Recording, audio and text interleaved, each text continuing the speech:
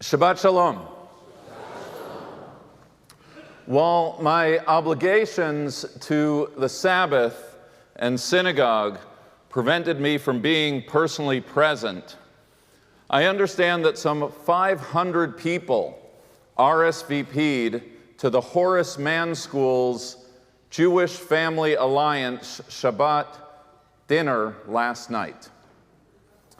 I know, because the event happened on the roof of our synagogue, that the Dalton School's Jews and Allied Affinity Group also had an oversubscribed pre-Shabbat gathering last night. I can tell you, because I will be presenting at the session, that on Monday morning, Jewish parents of the collegiate school will be meeting, as did nearly 50 Jewish parents of the Brearley School the other night, as did the recently jump-started Jewish Affinity Group at Spence, as at Allen Stevenson, as at other schools. Gathering after gathering after gathering, not just the schools to which we send our children, but in every walk of life. The other day, I addressed a Zoom meeting for J.P. Morgan's Anti-Semitism Affinity Group, hundreds of global employees with similar sessions for similar companies being scheduled. I know that the otherwise sleepy WhatsApp alumni group of UPenn's historically Jewish Sigma Delta Tau sorority has of late roared to life. I know because I am married to one such alumna. Every bedside buzz of her phone, a reminder of the changed and charged world in which we live. In our schools, on our campuses, in our businesses, social clubs, and cultural associations, the Hamas terrorist attacks of October 7th have set in motion a tidal wave of response in our immediate Jewish community and the wider American Jewish community. Our focus, and I'm going to return to this point, is and must remain on what took place in Israel, the barbaric nature of the October 7th attacks, the human slaughter, the rape of Jewish women, both living and dead, the crimes against humanity that have been celebrated and glorified and uploaded to social media by the perpetrators, the fact that it was Israel who was attacked, the fact that Israel has the right and the obligation to defend its citizens and ensure that such attacks never happen again, the fact that over 220 men, women, babies, and seniors are presently being held hostage by their vicious captors. That is and must remain our focus, all the more so as Israel begins its ground response. Here in this synagogue, we have moral clarity. Here in this synagogue, we stand with Israel. Here in this synagogue, we have risen and continue to rise up to meet the urgent relief needs of the hour in our engagement, in our advocacy, in our tzedakah, our charitable giving. We may live here, but our hearts and our support are directed towards our brothers and sisters in the East. But something is happening here, and it's to that something that I want to speak this morning. Why is it that we are gathering with the frequency and the intensity and in the numbers that we are?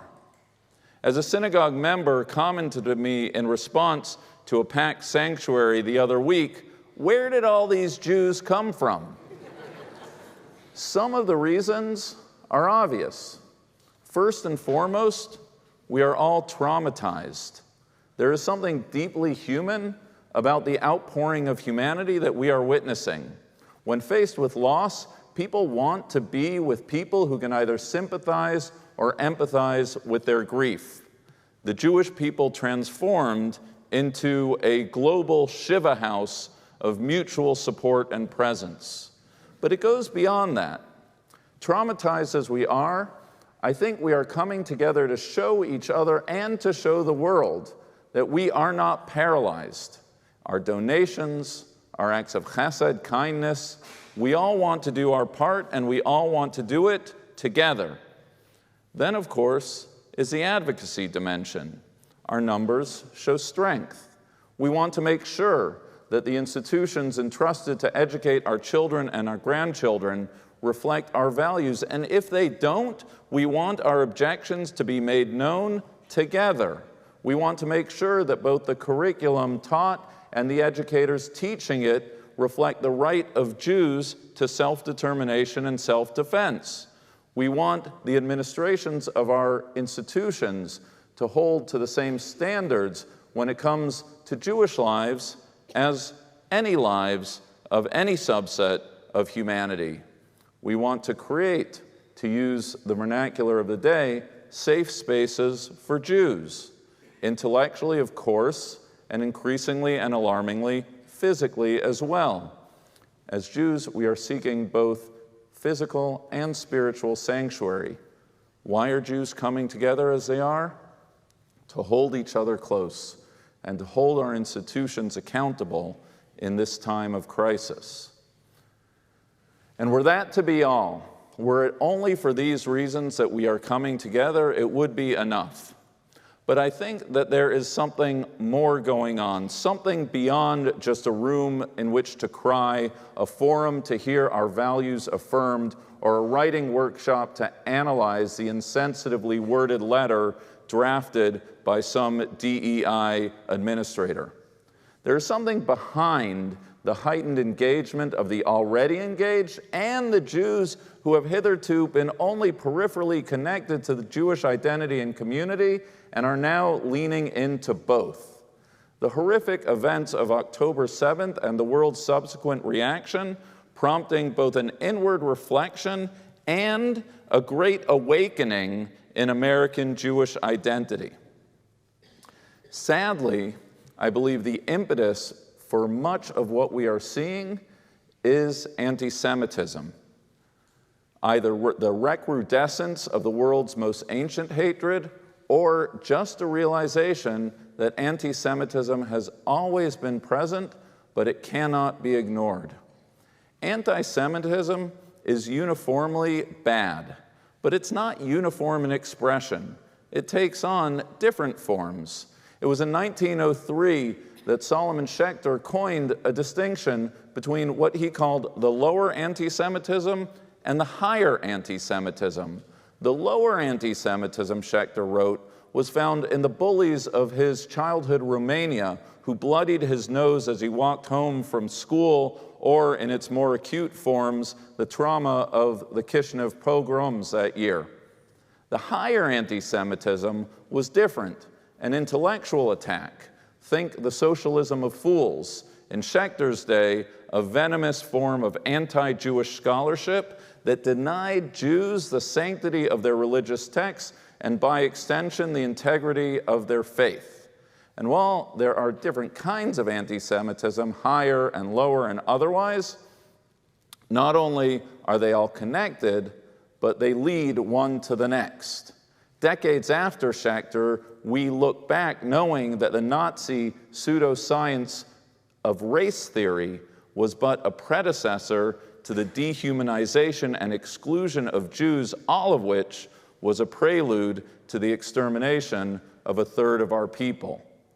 Intellectual hatreds lead to violent ones. As Heine noted, those who burn books will in the end burn people. And while the analogy is not perfect, in our own day, there seems to be three easily identifiable anti-Semitisms. The first, what I will call the lower anti-Semitism, are the horrors that were perpetrated on October 7th. Murderous assaults against Jews living on the Gaza envelope. Or, if you will, as noted, today, on the 5th anniversary of the Pittsburgh Tree of Life shootings, the murder of 11 Jewish souls. not a land dispute, not a texture debate, a he said, she said about one state or two states and who is to blame for an elusive peace. The lower into anti-Semitism is about murdering Jews, religious ones and non-religious ones, Zionist ones and non-Zionist ones, Jews for judicial reform and those against, Jews to be murdered because they are Jews. The middle anti-Semitism is a physical and verbal thuggery, a graffiti scrawling, slur-making, social media posting, fear-mongering, punch-throwing, Cooper Union rioting sort of hatred that makes no distinction between Jews and Zionists. When I think of the middle anti-Semitism, I think of the IHRA definition of anti-Semitism, which reads, a certain perception of Jews which may be expressed as hatred towards Jews, rhetorical and physical manifestations of anti-Semitism directed towards Jewish or non-Jewish individuals and or their property, towards Jewish communities, institutions, and religious facilities. Tracked by places like the ADL, kept to low burn in law-abiding societies, we feel the uptick of this middle kind of anti-Semitism of late, the anti-Israel rhetoric aimed to intimidate all Jews, the verbal and physical confrontations taking place around our city, or the slurs directed at your rabbi when he went to the library the other day, yarmulke on, to write the sermon you're hearing. The third anti-Semitism, in keeping with Schechter, is what I'm going to call the higher anti-Semitism. Unlike Schechter's time, the object here is not the Jews' claim to a sacred text, but the Jews' claim to a land and the Jewish right to self-defense and self-determination. Here, it is the need of leaders, intellectual, cultural, and political, as in the case of the UN chief this past week, to situate the atrocities of October 7th in the context of a conflict rather than just calling it out for the evil it was. Here is the impulse of our institutions to either remain silent in the face of October 7th, to issue mealy-mouthed statements on the complexities of the region, or kumbaya calls for ceasefire without even an acknowledgement that Jewish lives have been lost or remain in captivity. Here is a progressive's chant, from the river to the sea, Palestine will be free, without a whiff of self-awareness that such a vision would necessitate the death of Jews, not to mention every value that that progressive would claim to hold dear. Here are those who would post a sign or on social media the declaration, "We are all Hamas," ignoring not just the atrocities of October 7th, not just the fact that the charter of Hamas calls for the murder of Jews, but also the reality that Hamas itself is a primary impediment to the Palestinian aspiration for self-determination.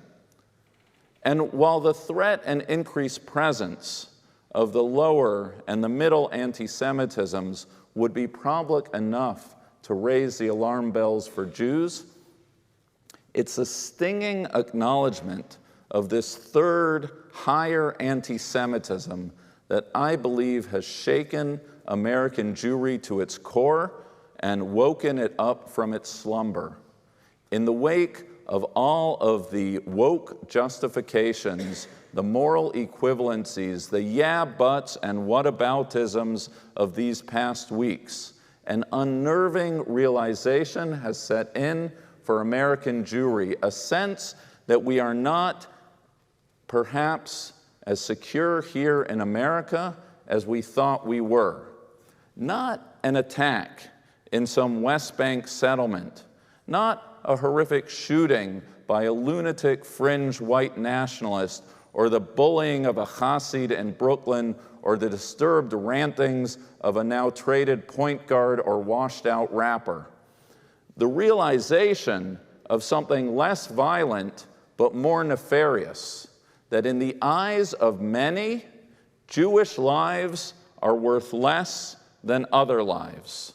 Right here, in our own front yard, in the institutions of which we are part by our friends on Facebook, the boards upon which we sit, and some of us fund, we connect the dots from an anti-Semitic conference on a campus to the upended tables of a Hillel house there, from the silence of a school administration in the face of Jewish loss of life to the bullying of a Jewish student in that school.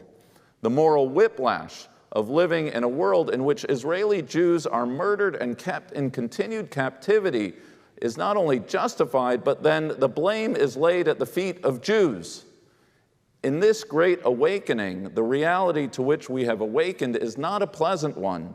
The curtain to our reality has been ripped away, and all of us have been left to wonder where we as Jews fit in.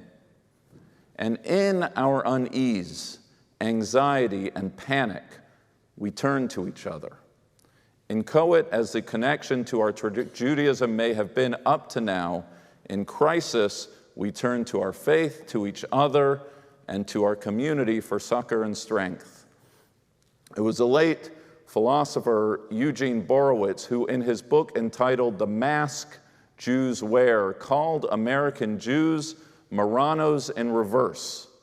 Marranos, as some of you may know, were the Jews of 14th and 15th century Spain who converted to Catholicism due to persecution, but secretly maintained Jewish practices, a Christian exterior, but Jews in private.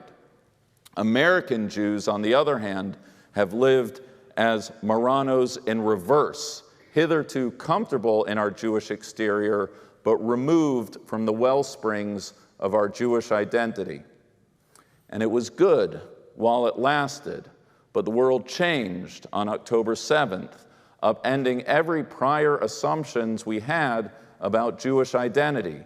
For liberal Zionists who have worked so hard of late to clarify that their Jewish values are not represented by the Israeli government, they're now struggling with the defensive tribal posture foisted on them by our enemies.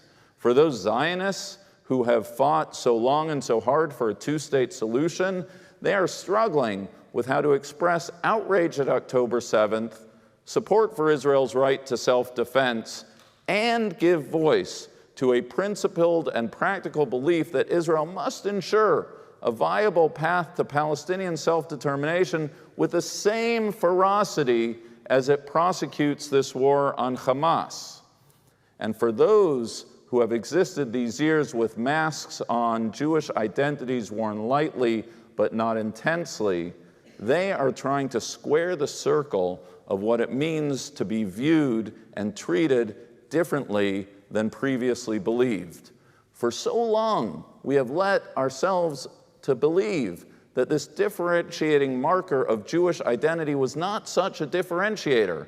We've been told by the world that Jews are privileged and powerful, but October 7th changed all that.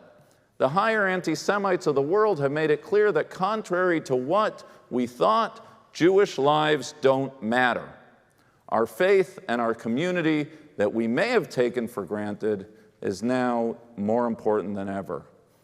It's not easy, and I wish it were not so. I wish the turn to Jewish identity and community had come by way of the ever-present tradition, the carrot and not the stick. We should always live our Jewish lives unmasked, proud, joyful, and connected. New and disorienting as this all is for us, it is not new for the Jewish people. It's a feeling of déjà vu that goes back to any number of chapters of Jewish history. This is not the first time Jews have been made feel other and then blamed for that very condition. In truth, it goes back to our very beginning, to this week's Torah reading, Lech Lecha. Abraham, plucked from obscurity to found a people, is called to go forth, but he's also called to go inward by having faith in God, by being a blessing to humanity, and by connecting to the land. Abraham was called Ha'ivri, a word which comes from the Hebrew word ever, meaning other. Abraham, the rabbis teach, was willing to stand tall on one side while the rest of the world stood on the other side. He, not we, was the first to understand that the spiritual calling of our people demands that we be ready to take unpopular stands. In fact, the rabbis compare Abraham to a man on a journey who sees a palace ablaze in flames, and when the owner calls out, the man understands his duty to help extinguish the flames. Why was Abraham called on by God, the rabbis say? Because he was the one who saw God's palace, our world, up in flames, and he felt himself called to action. And as with our founding father, so too with us today. If our world is to judge us as the other, then let's journey inward and embrace that for which we stand and that which we are called on to defend. And if we are to stand tall in a world unhinged from morality, then let us stand together with our brothers and sisters here and in Israel. If we have, up until now, existed at the outskirts of the Jewish people, then let the gates of this community and every community swing open, giving entry and access to all those seeking entry, and know that you will be welcomed warmly. And if this is the moment that we seek to add our voice and helping hand to supporting our people, then know that in this urgent hour, every voice and every hand is needed. God's palace, our world, is on fire. This is an all-hands-on-deck moment, and none of us dare sit this round out. Shabbat Shalom.